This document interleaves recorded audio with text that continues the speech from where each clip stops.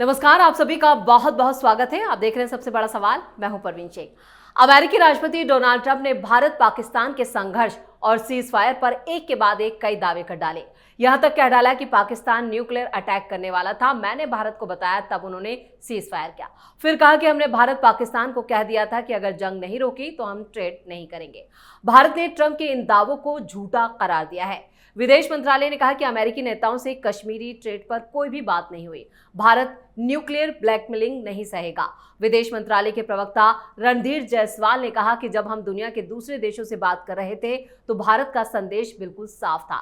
जो बात हम सार्वजनिक तौर पर कह रहे थे वही बात दुनिया के किसी भी नेता से पर्सनल बातचीत में भी थी। हमने साफ कह दिया था कि अगर पाकिस्तानी सेना गोलीबारी करती है तो भारतीय सेना भी जवाबी गोलीबारी करेगी। ऐसे में सबसे बड़ा सवाल यह है कि आखिर ट्रंप के झूठ का क्या है असली सच। इसी पर चर्चा के लिए स्टूडियो मौजूद है कैपिटल टीवी के editor in chief doctor Manish Kumar.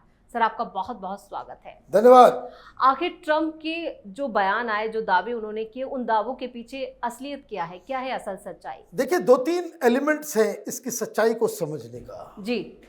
एक, ट्रंप ने ये ट्वीट क्यों किया? जी। ट्रंप ने आखिर क्या किया? ट्वीट क्यों किया वो अलग कहानी, क्या हुआ वो अलग कहानी, और हिंदुस्तान ने कैसे रिस्पॉन्ड किया जिससे उनकी सारी कलई खुल गई। अब ये सारी चीज़ों को थोड़ा समझ लेते हैं। लेकिन एक जो सबसे फक्र की बात है हर हिंदुस्तानी के लिए कि डोनाल्ड ट्रंप के तमाम दावों को झूठा बताने के लिए प्रधानमंत्री को सामने नहीं आना पड़ा, बिल्कुल। विदेश मंत्री को भी नहीं आना पड़ा।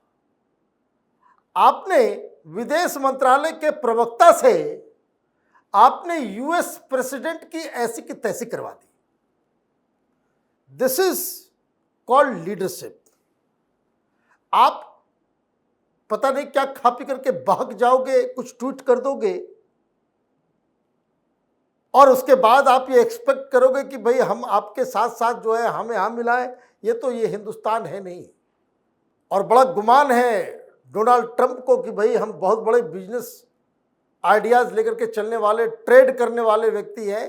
तो ये गुमान भी जो है वो ख़त्म हो गया कि जब आपको नाक रगड़ के चीन के साथ टैरिफ डील करना पड़ा।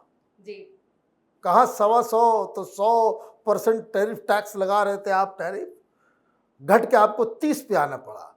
तो वो जितना वो उतना होता है कि जो आदमी आत्ममुग्ध व्यक्ति होता है, कभी कभी ये उसमें केजरीवाल का एलिमेंट है थोड़ा थोड़ा जो आ जाता है। तो खैर वो अजीबोगरीब पर्सनालिटी, अनप्रिडिक्टेबल आदमी, पता नहीं कब क्या कर दे।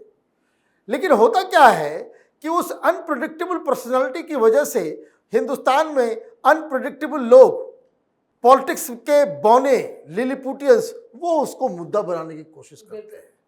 अब डिप्लोमेसी में अगर आपकी बातचीत होती है, भाई यूक्रेन और रूस में चल रहा झगड़ा, पुतिन से भी बात कर रहे हैं मोदी, उस जोकर जेलेंस्की से भी बात कर रहे हैं, ठीक, ट्वीट भी करते हैं कि भाई पुतिन जी से बात हुई, हमने कहा कि भाई युद्ध जो है वो सल्यूशन नहीं है ना।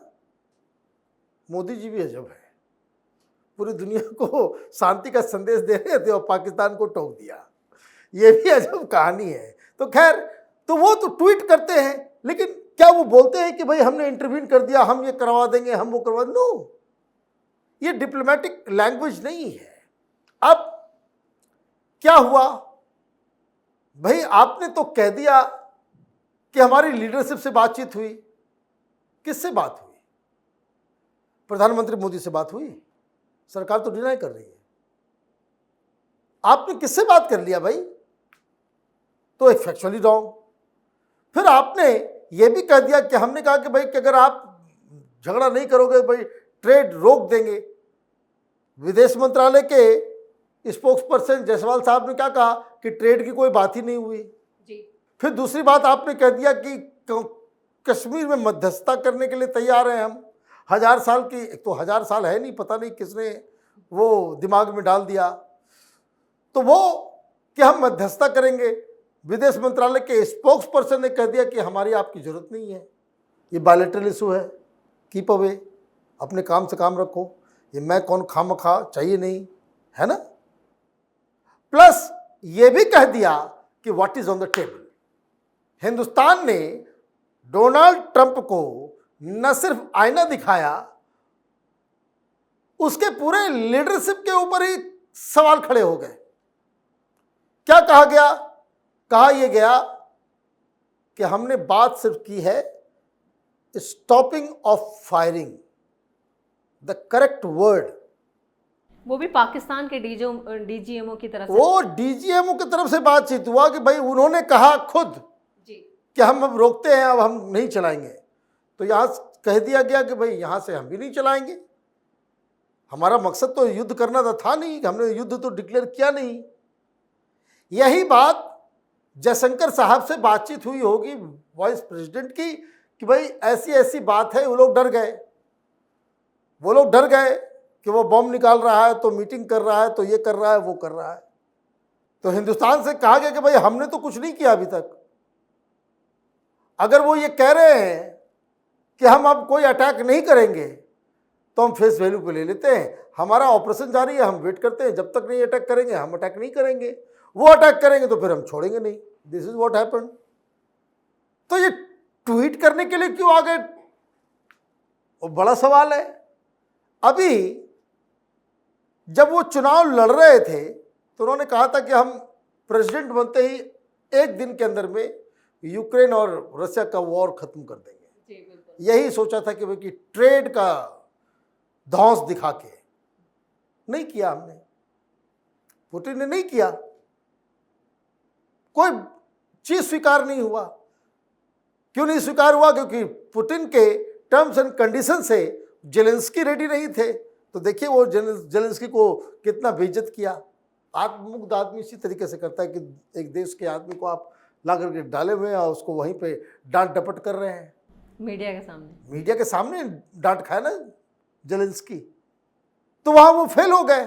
वो खिन्न किस बात की? ये नहीं कि वो कोई पर्सनल लड़ाई है, कि उन्होंने जो प्रॉमिस किया था वो प्रॉमिस फुलफिल नहीं कर पाए।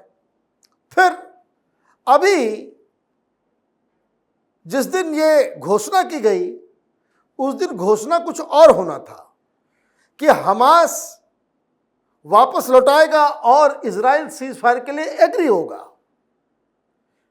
नेतन्याहू ने कहा कि हम नहीं एग्री करेंगे।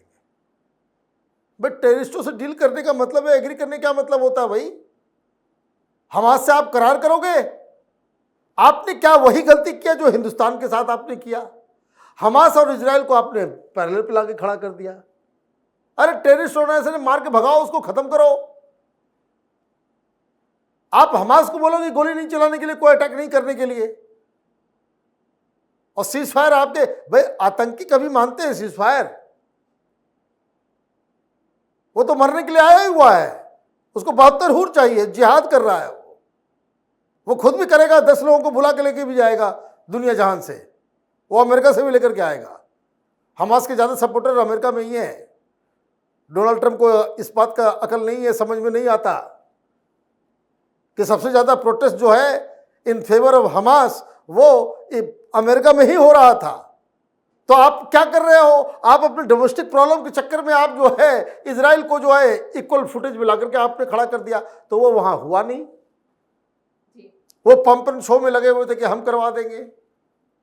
दूसरी जो स्थितियां बन गई है साउथ चाइना सी में, ताइवान अलग जो है वो मिसाइल टेस्ट कर रहा है, वो ताइवान के ऊपर चीन जो है चढ़ने वाला है, तो बहुत सारी चीजें एक साथ हो गई। तो हाउ, आप तो अपने आप को ग्लोबल लीडर समझते हो, तो आपको लगा कि भाई अब तो कुछ हाथ में आया नहीं, न फिलिस्तीन और इजराइल में हाथ में कुछ आया, ना यूक्रेन और रशिया में आया, चलो इसी बहाने जो है डिक्लेयर मार देते हैं।